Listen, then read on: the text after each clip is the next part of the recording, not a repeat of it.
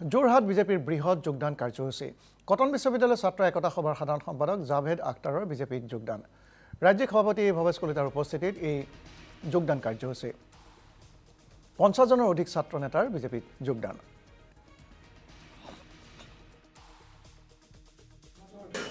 এনে আগতে যাত্ৰাবিলাক চলিছিল আন্দোলনৰ যাত্ৰা আৰু এতিয়া চলি আছে বিকাশৰ যাত্ৰা ডিফাৰেন্সটো কি যাত্ৰা চলি আছে যে প্ৰতিখন জিলাত 2000 কোটি টকা 3000 কোটি টকা আধাৰ কিলা নহলে লোকাৰ্পণ সমগ্ৰ জিলাতে আৰু আগতে আমি পেপাৰবিলাকত পাইছিলো যে দল উন্নয়নৰ কাৰণে ধৰ্ণা দিছে ৰাস্তা বনোৱাৰ কাৰণে ধৰ্ণা দিছে মেডিকেল কলেজ লাগে ধৰ্ণা দিছে ডক্টৰ নাই কাৰণে ধৰ্ণা দিছে আৰু এতিয়া এখন উল্টা দৃশ্য এতিয়া জনতাৰ ভোট গৈছে জনস্ৰোত গৈছে কলৈকে বিকাশ যাত্ৰালৈকে